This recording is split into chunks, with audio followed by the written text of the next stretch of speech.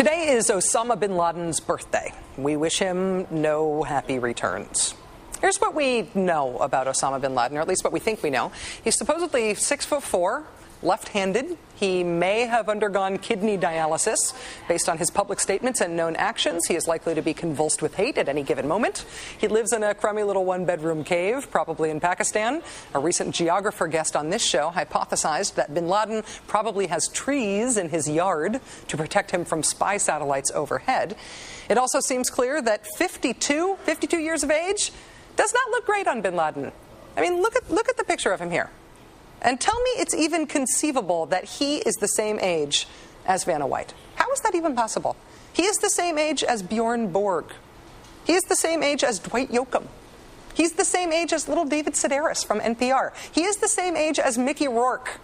And I mean, well, aside from Mickey Rourke, who actually just complicates things here, apparently, I think what this means is that mass murder does not wear well on a man. And so today, Osama bin Laden is 52, going on 93. On the occasion of his birthday, we got news today from some self-proclaimed plotters of the 9/11 attacks. In a document filed with the Military Commission at Guantanamo, 5 prisoners who are representing themselves, or at least trying to, declared themselves the 9/11 Shura Council and said, quote, "With regards to these accusations that you are putting us on trial for, to us, they are not accusations. To us, they are badges of honor. Killing you and fighting you, destroying you and terrorizing you are our offerings to God."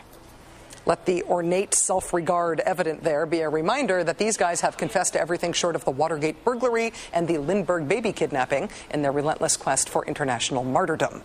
Meanwhile, halfway around the world, our troops are still in the country that sheltered al-Qaeda while they really did plan the 9/11 attacks, fighting various incarnations of extremists in Afghanistan. Actually, the cool kids these days aren't talking about Afghanistan, they're talking about AFPAC.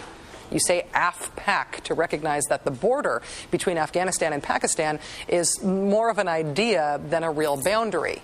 And also to recognize that someday finally catching Mr. Birthday bin Laden and eliminating the international terrorism threat posed by extremism in that part of the world can't really have a one-country solution. But does that necessarily mean that this war effort has to get bigger in order for it to be successful?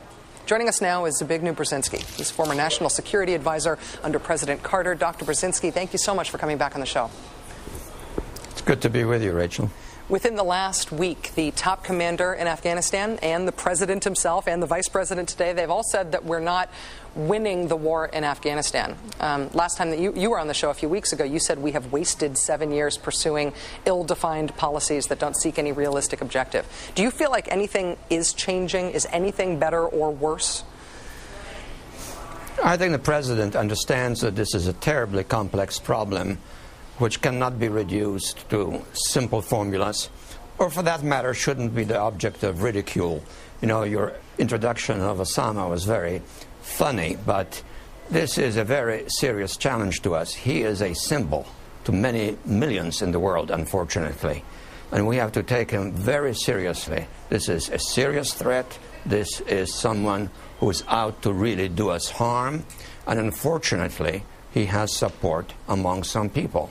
Our task in Afghanistan is a very complex one, because we have to deal, first of all, with an Afghan government that is authentic, and we shouldn't treat it like a vassal, and we tend to talk sometimes of it as if it was a vassal. Afghans have a tremendous sense of independence. Second, we want the Europeans to be in with us. They want to share in the strategy and not just in the burdens.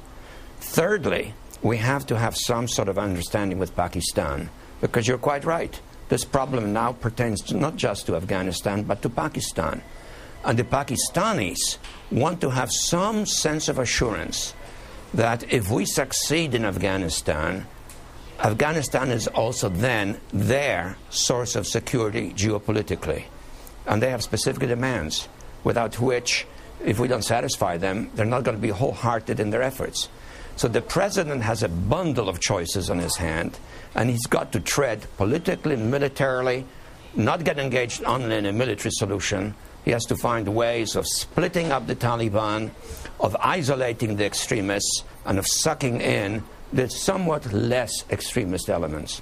Dr. Brzezinski, I will say that in terms of Osama bin Laden and making fun of him, I feel like the best weapon that I have against Osama bin Laden is trying to make him feel bad by making fun of him in case he ever comes across the way I talk about him. So it's with deliberate intent to harm. I'm afraid he's not watching you. What? I'm guessing that he isn't.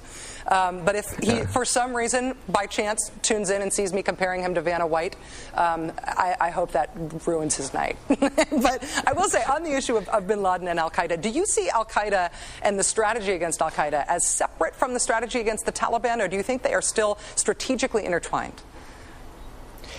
I'm not sure they ever were strategically intertwined. It is true, Taliban gave al-Qaeda refuge and a shelter. But the Taliban had specific Afghan problems, and it is a specific Afghan manifestation, sponsored to some extent, and that's very important to emphasize, from Pakistan.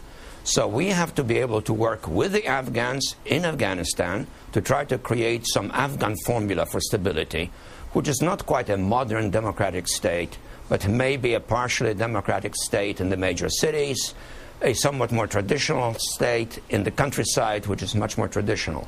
And we have to work with the Pakistanis to give them assurance that Afghanistan doesn't become, in some degree, an ally, a friend of India, because their geopolitical preoccupation is with India.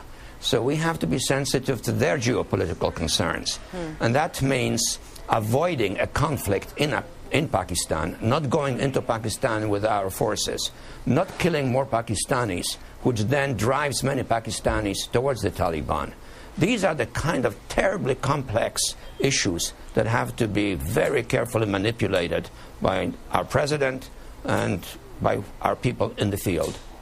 Dr. Zbigniew Brzezinski, former national security advisor under President Carter, famous here at MSNBC for being Mika's dad. Thank you so much for joining us tonight, sir.